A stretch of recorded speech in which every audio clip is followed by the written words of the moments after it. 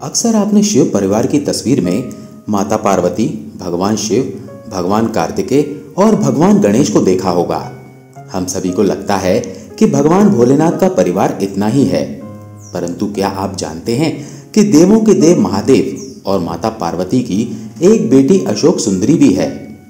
भगवान शिव और माता पार्वती की कन्या अशोक सुंदरी का वर्णन पद्म पुराण में मिलता है।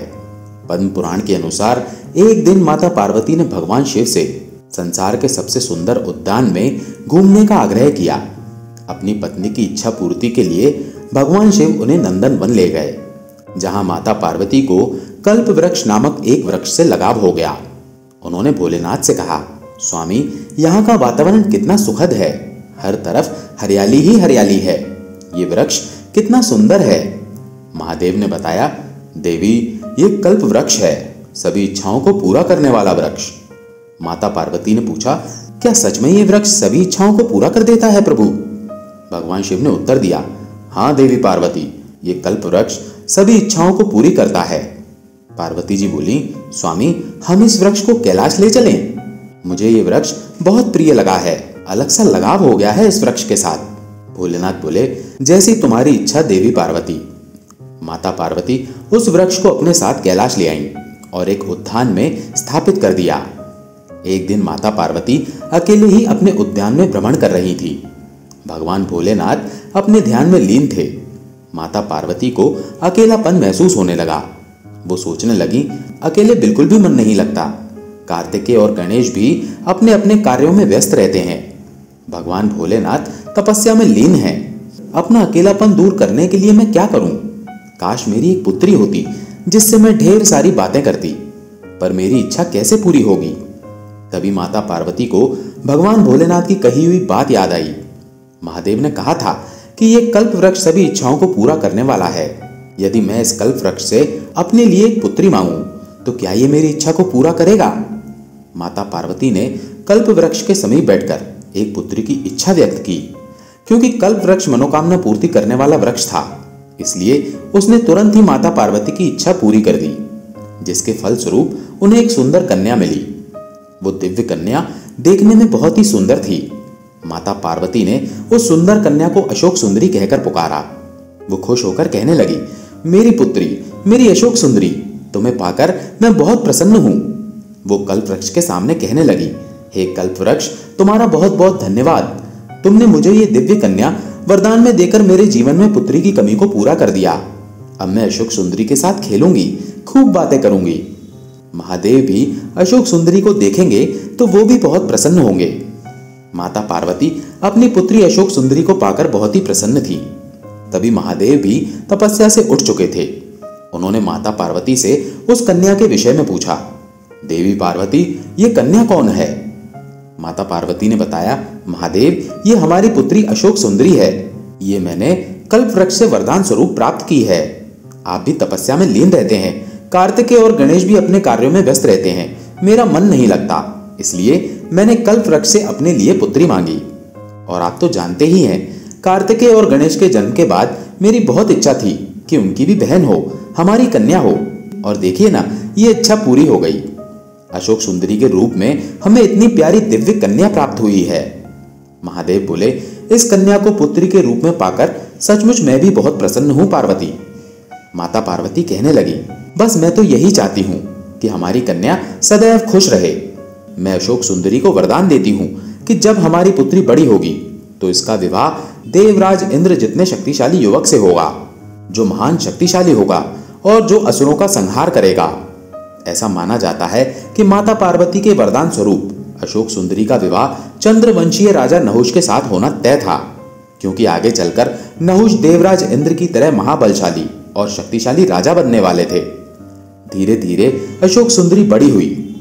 एक बार अशोक सुंदरी अपनी सखियों के साथ नंदन वन में विचरण कर रही थी। तभी वहां हुंड नामक एक राक्षस आया। वो अशोक सुंदरी की सुंदरता से इतना मोहित हो गया कि उसने उससे विवाह करने का प्रस्ताव रख दिया।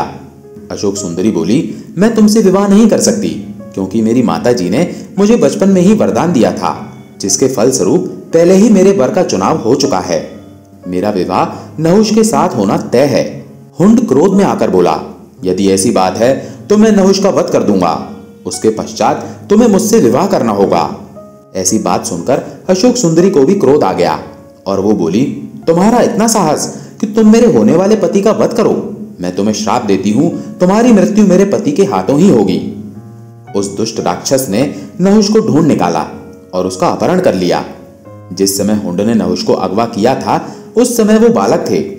राक्षस की एक दासी ने किसी तरह राजकुमार को बचाया और ऋषि वशिष्ठ के आश्रम ले आई, जहां उनका पालन पोषण हुआ। जब राजकुमार बड़े हुए तब अशोक सुंदरी का श्राप होने के कारण नहुष ने हुंड का वध कर दिया, जिसके पश्चात माता पार्वती और भोलेनाथ के आशीर्वाद से नहुष और अशोक सुंदरी का विवाह संपन्न हुआ। एक समय की बात है, मोहनपुर नामक गांव में सदानंद नाम का एक गरीब ब्राह्मण रहता था। वो स्वभाव से बहुत धर्म कर्म और पूजा पाठ करने वाला था। ब्राह्मण नियम से रोजाना सुबह पीपल के पेड़ पर जल चढ़ाता था। उसी पेड़ पर मां लक्ष्मी का वास था। एक दिन ब्राह्मण की पूजा से प्रसन्न होकर मां लक्ष्मी ने एक लड़की का रूप धारण किया और पीपल में से निकलकर उस ब्राह्मण के पास आई और उसे पिताजी कहकर संबोधित किया। ब्राह्मण उस लड़की को देखकर उससे पूछने लगा, तुम कौन हो बेटी? तुमने मुझे पिता कहा है। लड़की बोली, मेरा इस दुनिया में कोई भी नहीं है। मैं आपको रोजाना यहाँ पीपल पर जल चढ़ाते हुए पूजा करते हुए देखती हूँ, इसलिए मैंने आपको अपना पिता कहा है। पिताजी, क्या मैं आपके साथ आपके घर चलूं? ब्राह्मण थोड़ा संकोच करता हुआ सोचने लगा, मेरे साथ? पर मेरी तो पहले ही 6 लड़कियां हैं। अगर मैं इसे अपने घर ले गया तो खिलाऊंगा क्या? हम तो रूखा सूखा खा लेते हैं, पर यह बेचारी रूखा सूखा कैसे खा पाएगी? ब्राह्मण कुछ नहीं बोला और वापस घर लौट आया। अब ब्राह्मण जब भी पीपल पर जल चढ़ाने जाता तो ऐसा हर रोज होने लगा। इसी चिंता में ब्राह्मण बहुत कमजोर हो गया। उसका मन अशांत रहने लगा। एक दिन ब्राह्मण की पत्नी उससे बोली, सुनो जी, क्या बात है? आप कुछ दिनों से अशांत और दुखी दिखाई दे रहे हो। मैं आपकी इतनी सेवा करती हूँ, फिर भी आप इतने कमजोर क्यों होते जा रहे हो? इसका क्या कारण है? आपको कौन सी चिंता सता रही है? मुझे बताइए, शायद मैं आपकी कोई सहायता कर सकूं। ब्राह्मण ने अपनी पत्नी से कहा, यशोदा, कुछ दिनों से जब भी मैं पीपल पर जल चढ़ाने जाता हूँ, उस पीपल में से एक लड़की निकल कर आती है और मुझे बड़े प्रेम से पिताजी कहकर बुलाती है और रोजाना मेरे साथ आने की बात कहती है। अब तुम ही बताओ, हम उस कन्या को क्या खिलाएंगे और उसकी क्या सेवा करेंगे? उसकी पत्नी बोली, अरे तो इसमें चिंता की क्या बात है? जहां हमारी 6 लड़कियां हैं वहां एक और सही। और उसने आपको पिता कहा है। अब वो हमारे यहाँ आएगी तो अपना भाग्य साथ लेकर आएगी, इसलिए उसे कल अपने साथ ले आना। अगले दिन जब कन्या रूप में माँ लक्ष्मी ने ब्राह्मण को घर साथ चलने के लिए कहा तो वे लड़की को अपने साथ घर ले आया। जिस दिन से ब्राह्मण उस लड़की को घर लाया, उसी दिन से उसके दिन बदलने लगे। एक दिन जब वो शाम को अपने घर वापस लौटा तो उसने कहा, यशोदा, तुम्हें पता है, भिक्षा के लिए जहां रोज मुझे 1 या 2 कटोरी आटा मिलता था, आज मुझे बोरी भरकर आटा चावल मिले हैं। यशोदा, मुझे तो लगता है कमला हमारे लिए देवी लक्ष्मी का रूप बनकर आई है। वैसे हमारी सब बिटिया बाहर खेल रही हैं, पर कमला बिटिया कहाँ है? यशोदा ने बताया, रसोई में जबरदस्ती खुद खाना बनाने चली गई है। मैंने तो उसे कहा कि तू अभी बहुत छोटी है, तेरा हाथ जल जाएगा, पर वो नहीं मानी। हम सबके लिए भोजन बना रही है। ब्राह्मण बोला, अच्छा, फिर तो मैं जल्दी से हाथ मुंह धो लेता हूँ। अपनी कमला बिटिया के हाथ का गर्मा गर्म भोजन खाऊंगा। कन्या ने गूंथने के लिए थोड़ा सा आटा निकाला तो आटे की परात अपने आप पूरी भर गई। वो कन्या जिस किसी चीज को हाथ लगाती वो दुगनी हो जाती। कन्या रूपी देवी लक्ष्मी ने कई प्रकार के भोजन बना दिए। सभी ने उस दिन भर पेट भोजन किया। ब्राह्मण बोला, कमला, तुमने तो बहुत ही स्वादिष्ट भोजन बनाया है। कन्या मुस्कुराकर बोली, पिताजी, फिर तो आप थोड़ी सी दाल और ले लो, यही थोड़ी सी बची है। सब भोजन कर चुके थे। थोड़ी देर बाद ब्राह्मणी का भाई ज्ञान उससे मिलने आ गया। वो यशोदा को ढूंढता हुआ बोला, यशोदा बहन कहाँ हो? यशोदा उसकी आवाज सुनकर आई और बोली, अरे ज्ञान भैया, आप अचानक? ज्ञान बोला, हाँ, वो गांव में थोड़ा जरूरी काम था, सोचा तुमसे मिलता चलूं। यशोदा ने उसे बैठने का इशारा करते हुए कहा, तुम बैठो, मैं तुम्हारे लिए पानी लाती हूँ। ज्ञान बोला, यशोदा बहन, बहुत जोरों की भूख लगी है, कुछ खाने को हो तो वो भी लेती आना। यशोदा सोचने लगी, सब तो भोजन कर चुके हैं, अब मैं ज्ञान भैया को क्या खिलाऊंगी? यशोदा को परेशान देखकर कमला ने पूछा, माँ क्या हुआ, आप क्यों परेशान हो? यशोदा ने बताया, बेटी, तेरे मामा आए हैं, रसोई में कुछ भी खाने को नहीं है, अब भैया को क्या दूं? उन्होंने खुद से भोजन की इच्छा जताई है। कमला बोली, माँ आप चिंता मत करो, मैं कुछ करती हूँ। कमला तो साक्षात देवी लक्ष्मी थी। वो रसोई में गई और अपने मामा के लिए स्वादिष्ट भोजन बना लाई। उन्होंने खुशी खुशी भोजन किया। शाम हुई तो कमला ब्राह्मणी से बोली, माँ आप दिया जलाकर कोठरी में रख दो, आज मैं यहीं सोऊंगी। यशोदा बोली, इस अंधेरी कोठरी में यहां अकेले कैसे सो पाएगी? तू डर गई तो? माँ आप चिंता मत करो, मैं नहीं डरूंगी। यशोदा को समझाकर कमला बनी लक्ष्मी माँ कोठरी में ही सो गई। आधी रात को कन्या के रूप में माँ लक्ष्मी उठी और कोठरी में चारों ओर देखने लगी और देखते ही देखते कोठरी में धन दौलत और अनाज के भंडार भर गए। माँ लक्ष्मी अपने देवी रूप में आ गई और वहां से जाने लगी। तभी ब्राह्मण ने उन्हें आवाज लगाई, देवी लक्ष्मी आप मेरे घर में एक कन्या के रूप में बेटी बनकर आई और मैं आपको पहचान भी नहीं सका। हे लक्ष्मी माँ हम पर कृपा करो। हे देवी लक्ष्मी हमसे कोई भूल हुई हो तो हमें क्षमा कर देना।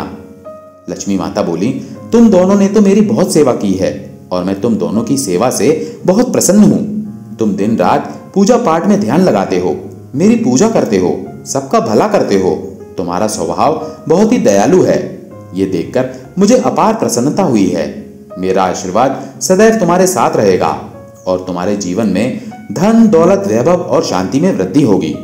इतना कहकर देवी लक्ष्मी अंतर ध्यान हो गई और उस दिन से ब्राह्मण के घर में सभी प्रकार के सुखों का वास हो गया।